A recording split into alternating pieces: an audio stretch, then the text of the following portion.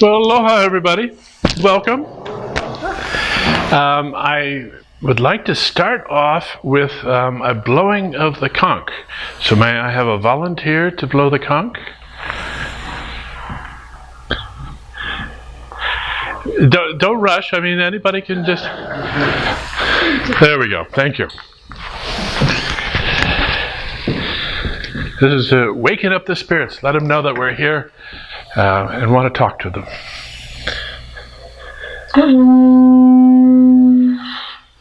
Well done. Thank you very much. Appreciate it. Well, I'm Stewart Blackburn, and not Serge Kahili King, just in case anybody was confused about that.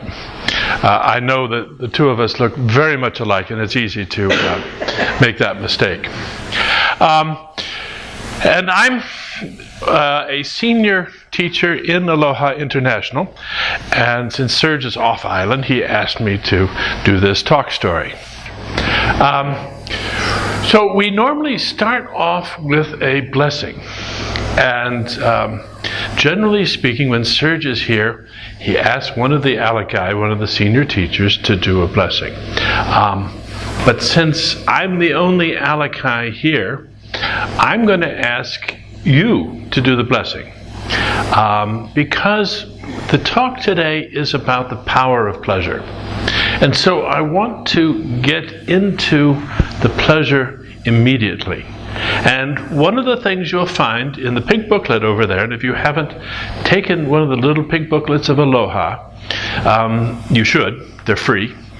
And one of the things in there is the saturation blessing. And it's something that works every time to bring you back into feeling good. And it's a very, very useful little thing. But it's a blessing, and so I thought it would count for the blessing to open up this talk story. So here's how it goes. Take 1 minute, 60 seconds, and bless everything around you, everything you can see or not see, and you can bless things twice.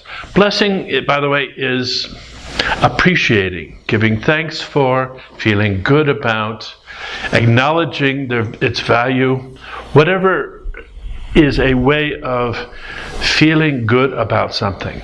So, I will start in just a moment, and I ask you or invite you to look around and look around within you as well, and bless everything you can for a solid 60 seconds. Okay?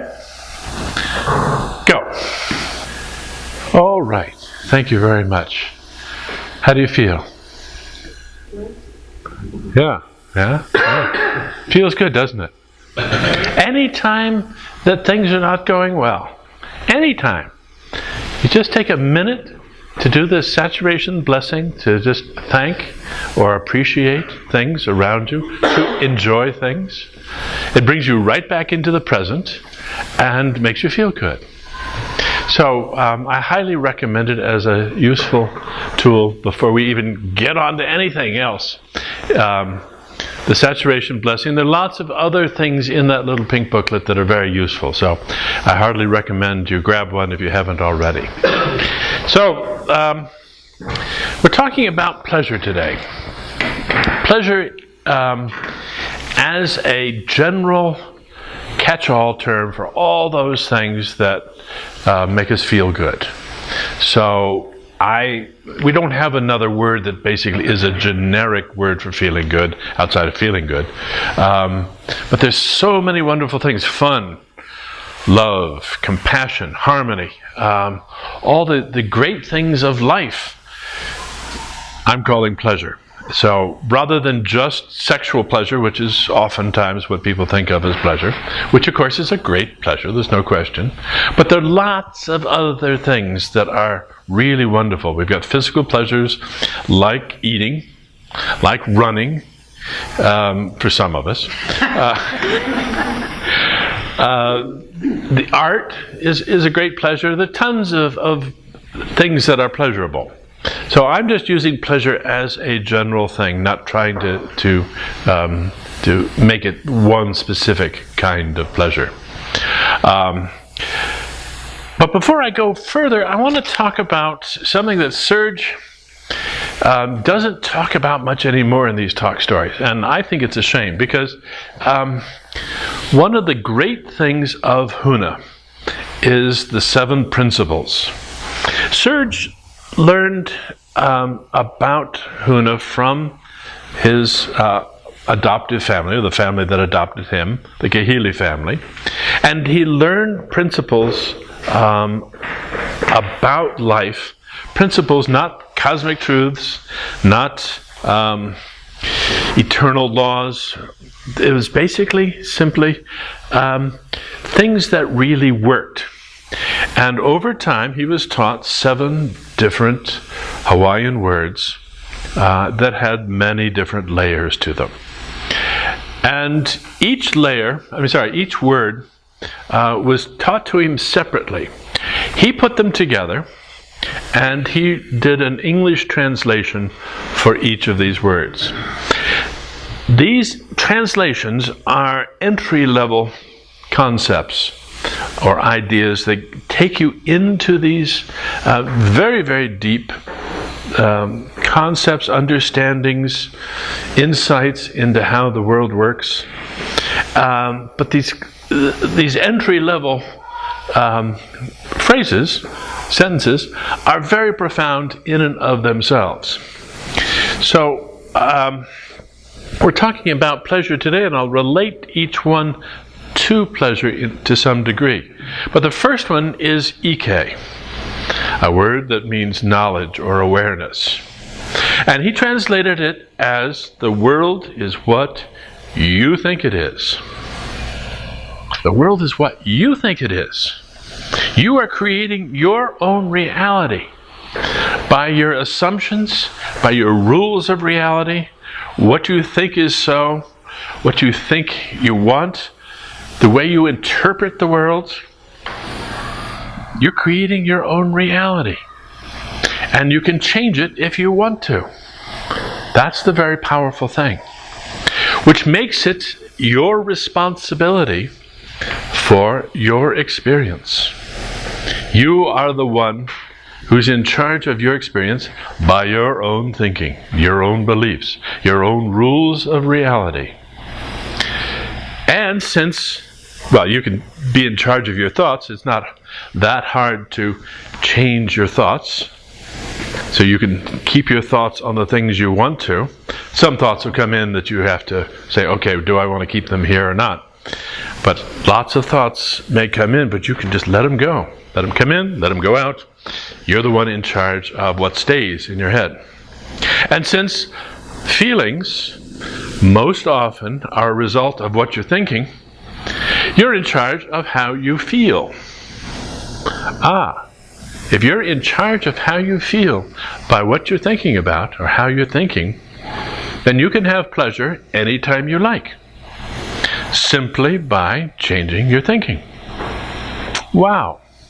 That means that there's nobody else to blame. Oh dear. So, the world is what you think it is, and if you want to have a pleasurable world, then practice pleasure. Practice feeling good. And do it yourself.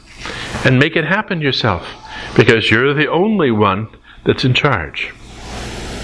We'll come back to this in a minute. So the second one is kala, a word that means freedom. And Serge translated that as, there are no limits. Now we can look at this in a number of different ways. One, you can do anything you want as long as you can find a way. Another way to look at it is that you are an infinite being because it is an infinite universe. As an infinite being, it's all open to you. You are free to create what you want. But another aspect of it is that there are no limitations between us, no limits to where you end and somebody else begins. In this physical world, we're all breathing, and we're exchanging the molecules in the air back and forth. All of your molecules and atoms have recycled through you many times in your life, and you have picked up other people's, and vice versa. So we're all connected in that way. We're all connected psychically, telepathically. We can tune into one another and connect. And in essence, we are all aspects or facets of the same being. So we're all one in that sense. So in that, there are no limits. We are all together. We clearly need to set limits and pretend that we are different. I mean, that's where the fun is, isn't it? But it is also true that while we are separate and pretending we are fully separate, we are also connected. So it is a principle that has a number of meanings and deeper levels than I'm even going to go into.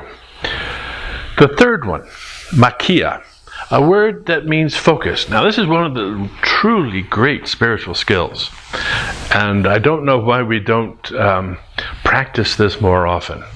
There are some exercises in yoga and some of the other spiritual philosophies but that do play around with focus. But in this age of multitasking and the internet, it's one that often gets overlooked. And it's very useful because energy flows where attention goes. These, by the way, are all written on the inside front covers of both the blue booklet and the pink booklet over there. Energy flows where attention goes. What you are putting your attention on is what you are energizing. So if you are putting your attention on how miserable you feel, then you get to have lots more of that, because that's what you're energizing. And if at some point you say, well, I don't feel like having any more misery, then you turn your focus elsewhere to things that bring you joy. It's that simple. What are you focusing on? And this happens all the time that you're awake, or even semi-awake. What you put your attention on is what you're energizing. Which means that it pays to pay attention to what you're paying attention to. What are you paying attention to? Where are you putting your energy? Because that's what's increasing. The fourth one is manawa, a word that means time, now, the moment. Translated as, now is the moment of power. Right now. Only in the present can you be powerful. And only in the present can you feel pleasure, can you enjoy life. Only in the present. You can't get wet by yesterday's rain, you can't get burnt by tomorrow's sun. I came across a new one recently. Yesterday is ashes, tomorrow is wood, today the fire burns brightly. So it is only by being in the present, staying focused on what's happening right now. And the easiest way to do that is to find something that makes you feel good. That's the very easiest way to come right back into the present moment. But it is also true that you can't, if you are looking to be happy, looking to enjoy more in your life, to feel more pleasure, it only happens by being present to things. Now, the past, you may say, the past has a great deal of influence on your life, and you can't get past the past. You can get past the past, because it's all happening right now. The past is your memories and how you feel about them. So you're experiencing the past in the present moment. It's only those thoughts, those stories that you are carrying around. That's what you're calling the past, but it's a story you're telling yourself right now. And you don't have to tell that same story. You can tell another story. Entirely different story if you want. Or reframe the things that you want to hang on to and tell that story in a different way that makes you feel better. The truth, where's the truth in this? Well, the truth doesn't have a whole lot to do with it, because your memories change over time. They're very, very selective. Most of the things that happened around that time that you are remembering, you're ignoring and have forgotten about totally. So there's only the little bits of things that fill up your story that really is the past. So you can change that whenever you want. In essence, you are creating the past in the present. And that's how it should be. And the future is just speculation. So you're telling a story about how things might be, but you don't know. None of us knows. And so we can tell the best story we can, if we want to. We can say, I'm going to be very successful. In fact, I'm starting out this path. I'm successful right now. Or I'm in love. The person that you're in love with may not have shown up yet, but at least you can be in love right now. Anytime you like. It's up to you. The fifth principle is aloha. We all know that means love. And translated here as to love is to be happy with someone or something. To be happy with. That's to enjoy. To feel good about. To appreciate. To have fun with. That's love. It does not have anything to do with criticism or judgment or blame. That's not part of aloha. And when we go back and look at what aloha really means, it is the pleasure of connecting with someone or something. The pleasure of connecting. And criticism stops that immediately. Stops it immediately. Serge was sitting right here in this chair, in this spot, a few months ago, and he was talking about criticism. And he pointed out that the Hawaiians had 14 words for criticism. One of which was the kind of criticism when we critique a work of art. Or just say, okay, this part works and this part doesn't. The other 13 were different ways that criticism stopped aloha. Stopped aloha. So I highly recommend that if you want to be in aloha, you stop criticizing yourself or anybody else.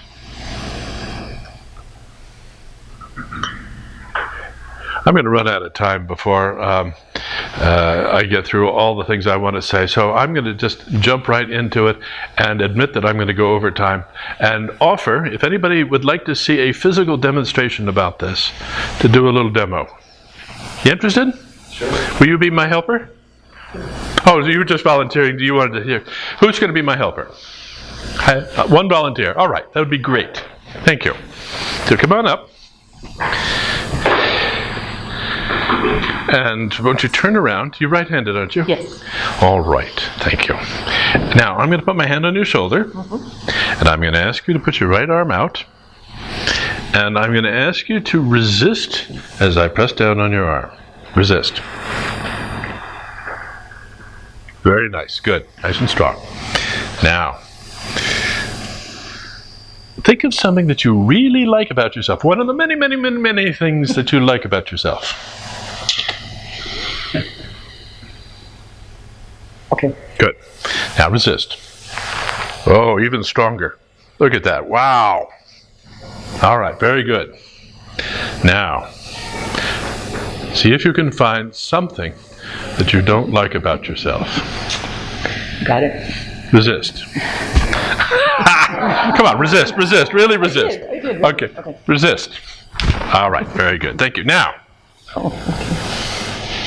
think of something you like about someone else. Okay. Right? Got it? Resist. Very nice. Okay, now, think of something you don't like about someone else. Can it be a different person? Absolutely. Or anybody? Anybody. Politicians come in handy here. Got it. Go. Resist. Nowhere near. Not bad, but nowhere near as. So let's finish up with thinking of something good about yourself. Okay. Resist. Very, very different. Thank you very much. You are welcome. Thank you. 2 important points here. One is, obviously, she lost power when she was thinking negatively. And the second is, she lost power when she was thinking negatively, whether it was about herself or somebody else. So if you are criticizing somebody else, your body takes it the same way as if you're criticizing yourself. Did I say that right? Yeah, good. So it doesn't matter whether it's somebody else or whether it's yourself. You're losing strength, you're losing power. Not to mention pleasure. So criticism is intended to make things better. We criticize because we want to improve things. I mean, that's the motivation, isn't it? But it doesn't work. It doesn't work.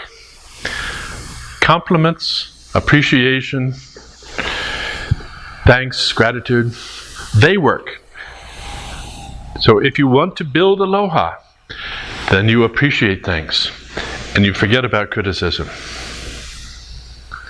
The sixth principle is mana, a word that means power. Power in the sense of influence, not control. And it's translated as all power comes from within. All power comes from within. That is to say, only we have the power to change things in our lives, to make different choices, to use our will. Nobody can give us power. We have to claim it for ourselves. And when we claim it, when we take our authority, become the authors of our own lives, become our own sovereigns, then we have power. But only we can do that. And it comes from within our heart. And it is the choices that we make that give us that power. And finally, the last principle is Pono, a word that means rightness, goodness, harmony, everything in its right place. It's a magnificent word. I wish there was a word in English that was as cool and as complete as the sense of Pono. Everything is just right when things are in Pono. That's why we talk about ho'oponopono. We want to make things right. Translated here as effectiveness is the measure of truth. Does it work? Does it work? Is what you are doing with your lives, the choices that you have made, the ways that you have designed your life, does that work for you?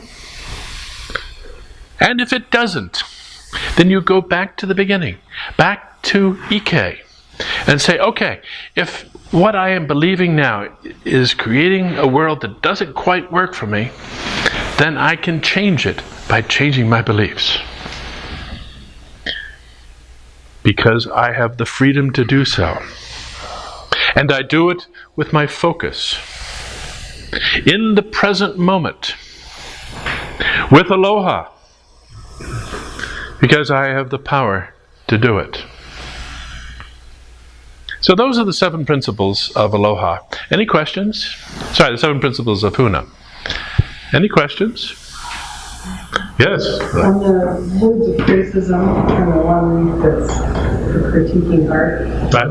I recently took a process art class, and they were not even going there with the criticism. You weren't allowed to criticize your own. You weren't allowed to say you liked anything, or you didn't like anything. You were just a pain. And so, even that one became a negative. That to me is a shame. Because I think saying what you like and what you don't is a very important, useful understanding. How do we move through life with desire? What is it that we want? We want things. We want to feel better. All of our desires are motivated by wanting to feel better. So unless we are in some way noting whether we are feeling better with something or not, we can't move along. Our desires don't take us anywhere. critical part of the progress in life is to understand that some things don't work for us. So as I say about Pono, if we discover that things aren't working for us, that we don't like them, only then can we have the power to change things. Otherwise, we are taking our direction from somebody else. That this should be done, that should be done. When we take our own power, the mana, and say, okay, I don't quite like this. I'm grateful that this is here. I like these lilies over here, but I would rather have my hibiscus here and the lilies over there. That pleases us for whatever reason. And in that way, we have a garden that we like better. So in some sense, we have to say, I don't quite like this. So I would disagree in that sense with your teacher. You can send her or him to me. Kidding. Okay. Any other questions before I move on? Yes, sir. I just wanted to comment on the demonstration you gave about the hand strength. Yes, sir. I found that to be useful in trying to get insight yourself into how you actually feel about a given thing. You say, Right. You say believe it or don't believe it, and your eye will tell you whether you really do or don't believe it. Since I'm playing Serge right now, I want to give you as much of a perspective as I understand of what Serge would say, and then I can give you my own.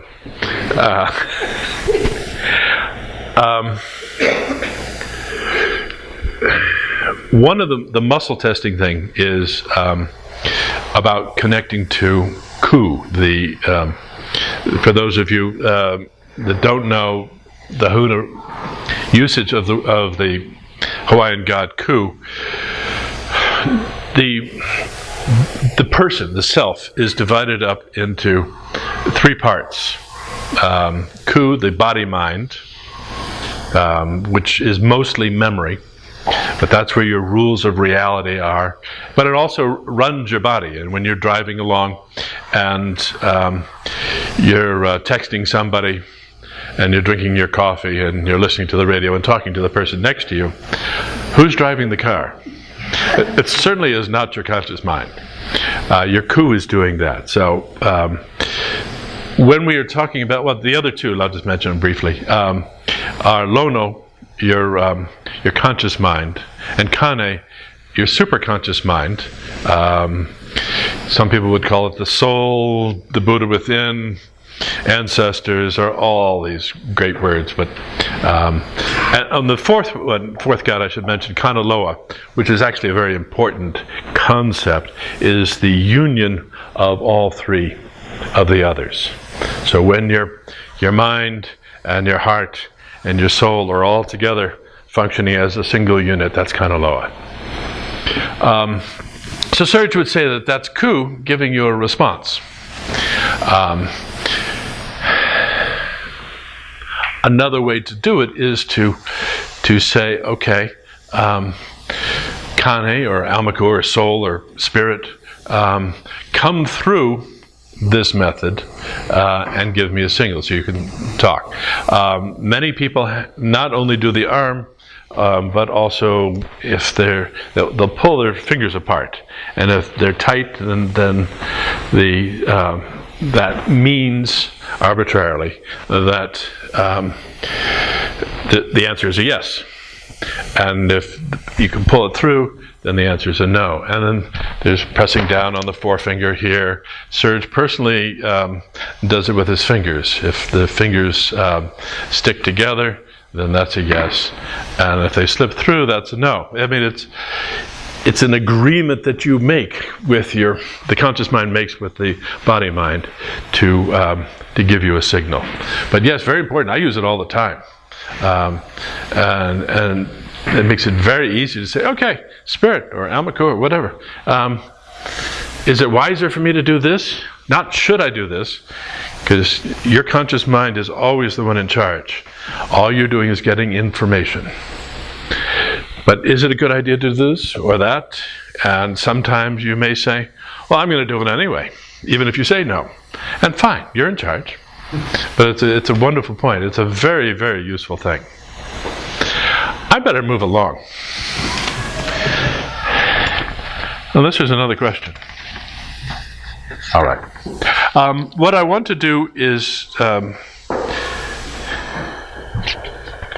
want to talk about 6 ways that pleasure is particularly powerful. We normally think of, at least I believe that most of us think, that pleasure is something that we enjoy, and that's that. But there's a lot more to pleasure than simple enjoyment. And I'm in no way putting down the enjoyment of pleasure, but there's even more. And so one of the things to note is that when we are feeling good, when we are enjoying ourselves, our energy is at its highest level. So if we want to get in and do something, and we want more energy, we need to find a way of enjoying it. I mean, this is a fairly simple kind of stuff. We all know this, but it's good to remember that this is a power of pleasure. And so we want to bring in that sense of pleasure. When we put our hearts into it, we are more energized. So this is a way that pleasure is more powerful. Dale Carnegie had a wonderful line that I thoroughly enjoyed. People rarely succeed unless they have fun in what they're doing. And this goes into a thing that Serge developed, and it has some passing similarities to something else that some other person who was, I guess, fairly famous came up with. In any case, Serge came up with this. E equals MC squared. E being effectiveness equals motivation times confidence times concentration. And we're talking about motivation here. The concentration or the focus we were talking about earlier. Confidence is something that you can either develop over time, or you can just simply choose to have it. You can choose to be confident if you want. A lot of people think, oh my God, no, you can let go of doubt and just go for it. But motivation is what I want to talk about here, because motivation is all about pleasure, all about feeling good. And the more you can get into that place of feeling good, the more motivated you will be. So if you are talking about accomplishing something, then it is about developing your motivation to get it done, and that's most easily done by thinking about the pleasure you'll have when it gets done. Or perhaps the pleasure of not having to work at it anymore. Whatever it is, focus on the pleasure of getting that done, having it done, and that's how you'll energize your efforts. So E equals MC squared. Effectiveness equals motivation times confidence times concentration. Later on, after talking about this for a few years, he did add a little bit minus R, minus resistance. So if you are resisting this, that lowers the effectiveness. Second one that I have is pleasure is a sign that we are, or at least most of us, is in alignment with what we're doing. And we're not losing energy by fighting ourselves. Now, when I say in alignment, I'm going to combine a couple of these things actually here. When we are feeling good, we're in alignment with the deepest parts of ourself, with the kane, the almakua, our spirit. That's our signal that we're in alignment. Plain and simple. So, when we do that, we can be very effective, because all of this is going in the same direction. And we don't have all those other things like the doubts and the fears getting in our way. So pleasure, by staying in pleasure, we can be our most effective. I like to say that, particularly in terms of perfection, a lot of people want to deal with perfection, or try to strive for perfection, live up to the perfect way of being.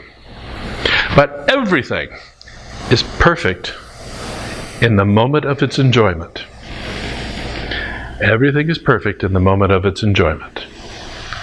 All right. So we are also most effective when we are resonating with what it is we want to do. So when we praise, when we bless, when we appreciate the things that we are trying to do.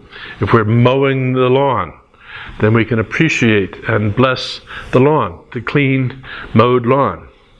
The more we get into this kind of space, the easier it is, the more fun it is, the more pleasure we have. So spending time focusing on being in alignment with what we're doing makes every effort a whole lot easier. Now, we influence the world when we are appreciating them. In olden times, when people would come before kings in order, or queens or whatever, in order to influence them, they would bring them gifts and they would make elaborate compliments. We influence the world around us with our appreciation. We influence people that we want to sell stuff to by making them feel good. We influence the people who help us out in the grocery store or the gas station or whatever by complimenting them or appreciating them, being grateful to them. We appreciate and give gratitude to just about anything that we want to influence. So pleasure, being in our own pleasure and then sharing that with others, is a very effective way of influencing the world. Anything else I need to say about that? I don't think so. Now I want to save time do a little exercise here. So I'm trying to rush through this just a little bit. When we are this is an important one. When we are experiencing pleasure, as I said, that's when we are connected to the deeper parts of ourselves.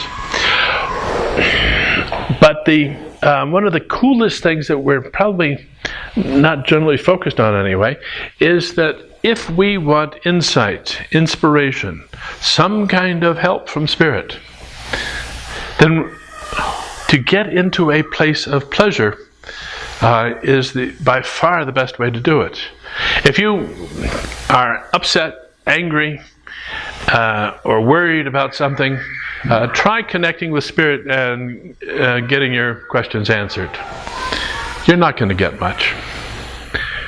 You're going to get response when you relax, when you feel good, when you're open, when you're enjoying yourself. That's when you're connected. That's when you can get this inspiration and insight.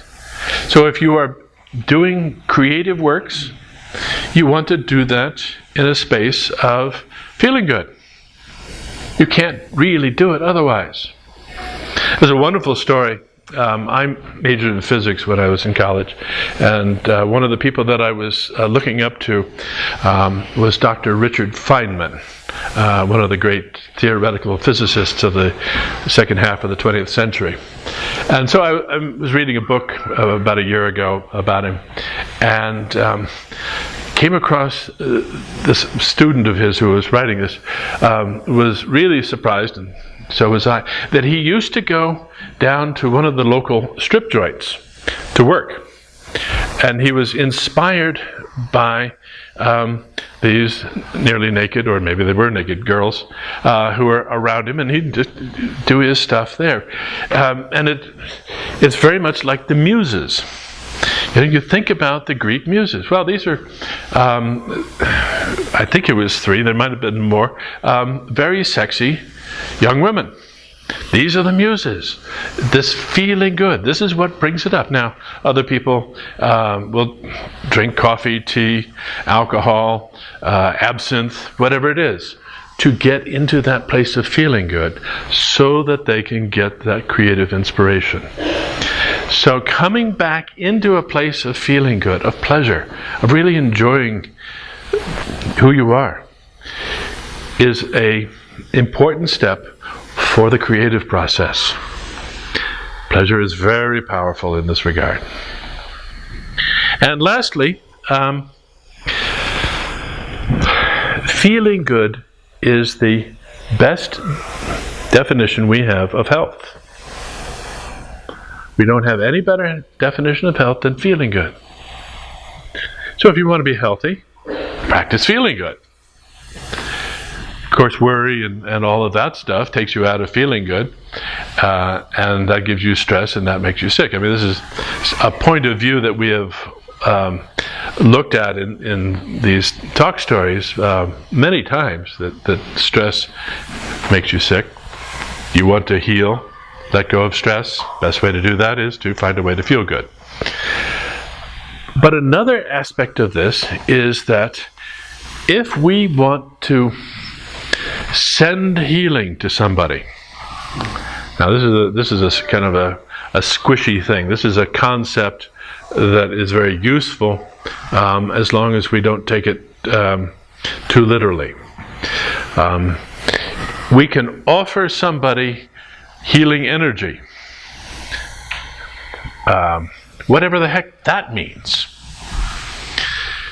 But the whole point of this is that we want to help them feel good, and so we can only do that if we're feeling good ourselves. So to me, a more sensible model for this is to get into a place of feeling good, feel as good as you possibly can, and then think about the person that you want to be feeling better, or at least that you want to offer this good feeling to.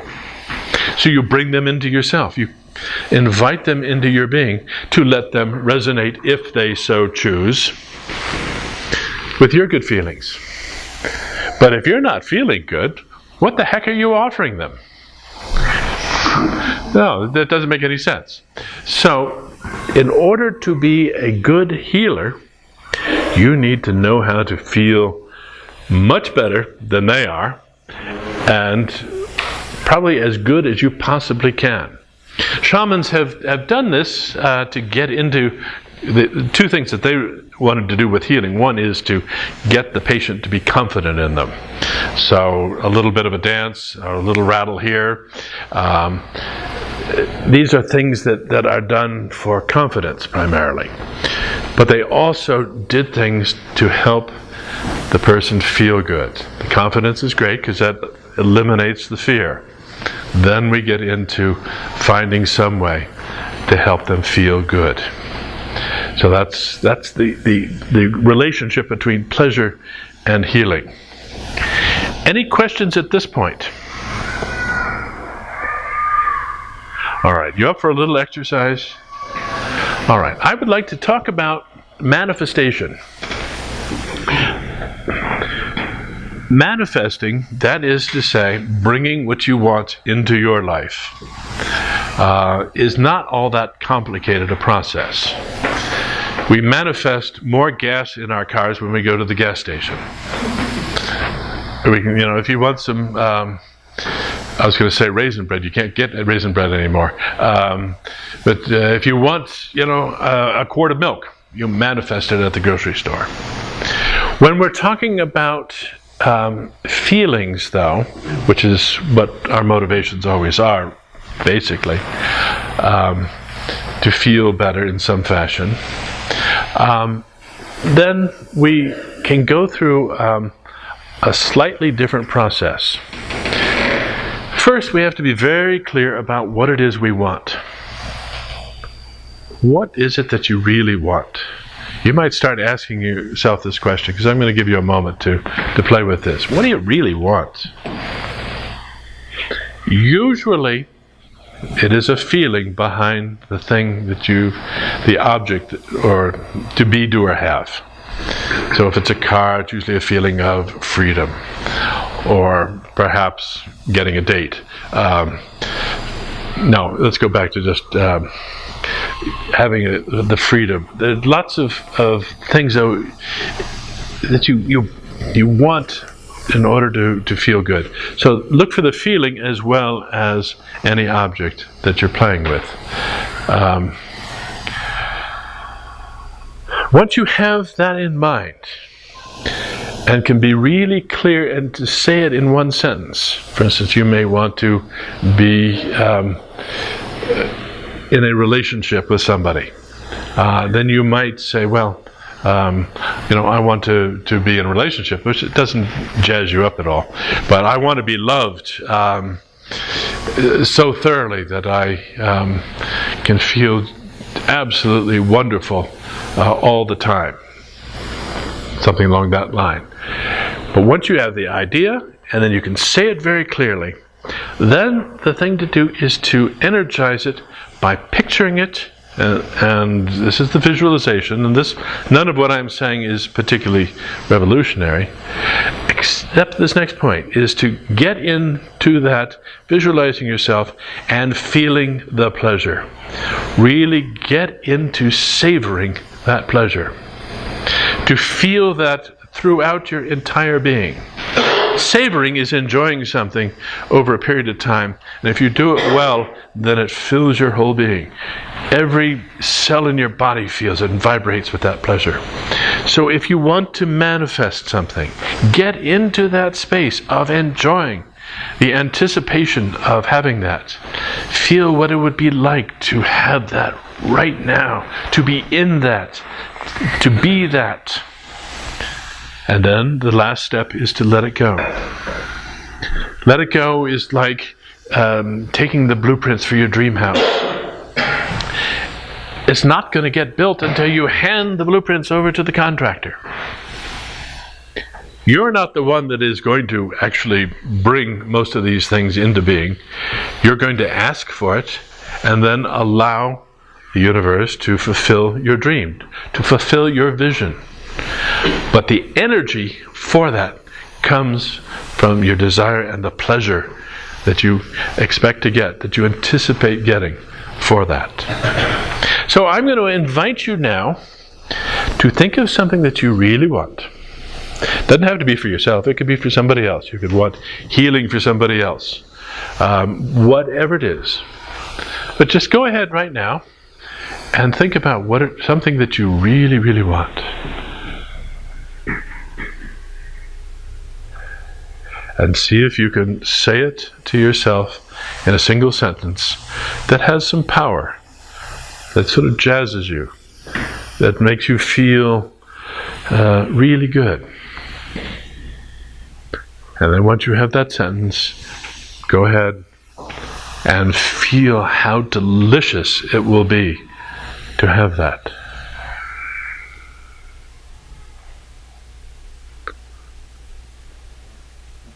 And let's just spend a minute feeling how good that's going to be. How good it is right now as you think about it.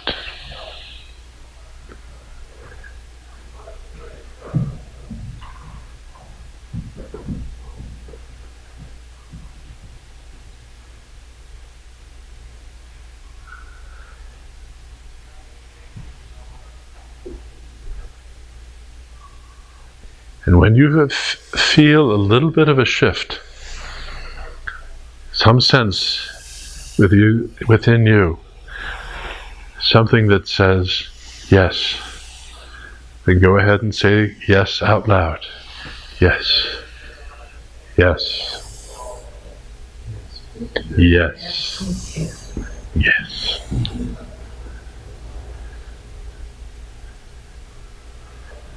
Any questions? All right. Yes. Yeah. If you have something that makes you pleasurable, but it's something you want to quit. Then it's very simple. Then turn your focus to the pleasure of not doing it. I gave up smoking that way. I used to smoke Camels and sometimes the French cigarette Gauloise, unfiltered. And then I got into using the smokeless tobacco. So I did that and smoked. And finally I said, I think it's time to quit. So what I did was I smoked as much as I could. And finally I said, okay, today's the day. And turned my focus to the pleasure of not smoking.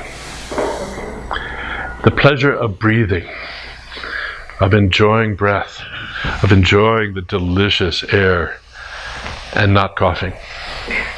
But if you want to change a behavior, you need to find a new behavior with more pleasure.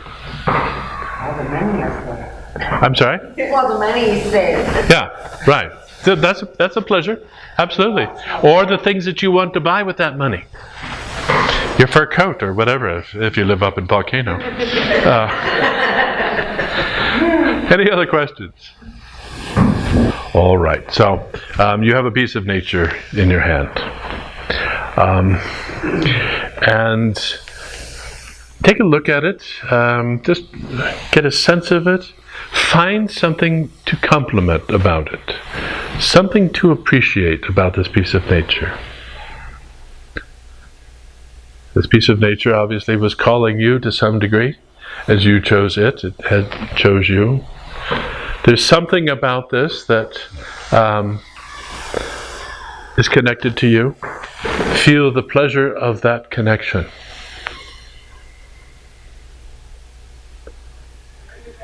Feel the pleasure of the appreciation. Feel the pleasure of knowing how solid this is. Something that is nice to feel in one's own life. That sense of solidity.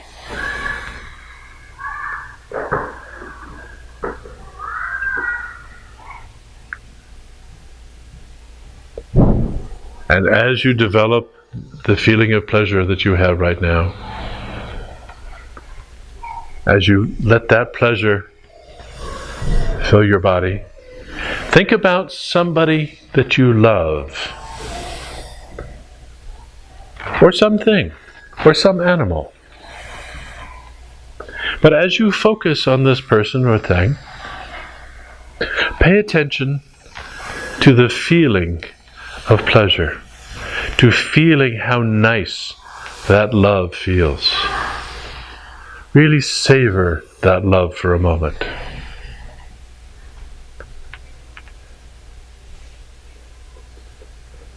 Ah, that feels so good. Now I invite you to think about somebody that needs some healing, or some group of people, or some part of the earth, something that needs healing. And allow those two thoughts to mix. To feel the pleasure of love. And remind yourself of that person that needs healing. Bring that person into your being and let them share your good feelings. Maximize your feelings as much as you can and let them resonate with that.